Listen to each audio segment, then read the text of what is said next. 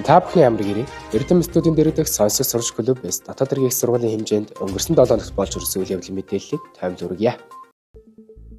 Дотоод иргэх сургуулийн үйл ажиллагаанд нэвтрүүлсэн нэгдсэн менежментийн тогтолцоо, стандартын хэрэгжилтэд магадлах болон баталгаажуулалтын бүтээгдэхүүн үйлчилгээнд тохирлын үнэлгээ хийсэн аудитын баг үр дүн танилцууллаа. Их сургуулийн удирдлагууд багш албан хаагчдын бүгд найрамдах социалист Вьетнам улсын цагдаагийн байгууллагын харт тамхи мансууруулах бодистой тэмцэх алба болон тус улсын нэгдсэн үндэсний байгууллагын мансууруулах бодистой тэмцэх албаны төлөөлөлтөд уулзалт хийлээ.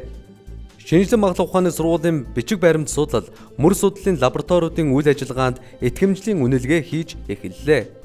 Бүгд найрамдах Турк улсын үндэсний цагдаагийн академиас зохион байгуулсан донтолтыг шинжлэх ухааны аргаар тодорхойлох сэдвт олон улсын эрдэм шинжилгээний хурал доктор, дэд профессор, цагдаагийн дэслэг Жинжима, багш, цагдаагийн ахлах дэслэгч Тавгма, багш, ахлах дэслэгч Оюн Сувд нар илтгэл хэлэлцүүллээ.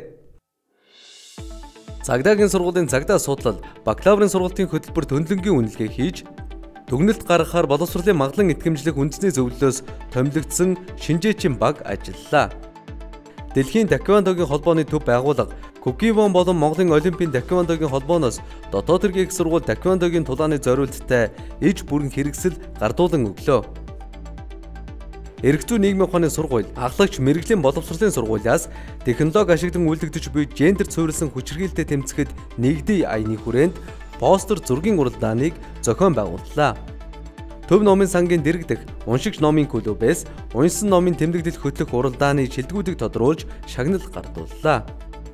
Ахлагч мэрэгжлийн боловсролын сургуулийн цагдаа дотоодын цэргийн хамгаалтын ажилтан мэрэгжлийн сургалтыг төгсөгчдөд ингэрийн тэмдэг гэрчлэгээ гардуулах ёслолын ажиллагаа боллоо. Монгол улсын хуулийн ихтэй сургуулийн 2 дугаар дамжааны оюутан суралцагчдын дунд эрх зүйч 2025 тэмцээнийг зохион байгууллаа. Энэхүү та бүхэн дотоод иргэх сургуулийн хэмжээнд өнгөрсөн 7 хоногт болж ирсэн үйл явдлын мэдээллийг танд хүргэлээ. Мэдээллийн дэлгэрэнгүй манай сургуулийн захин хуудаснаас үл явж үзээрэй. Та бүхний ажил амжилт хүсье.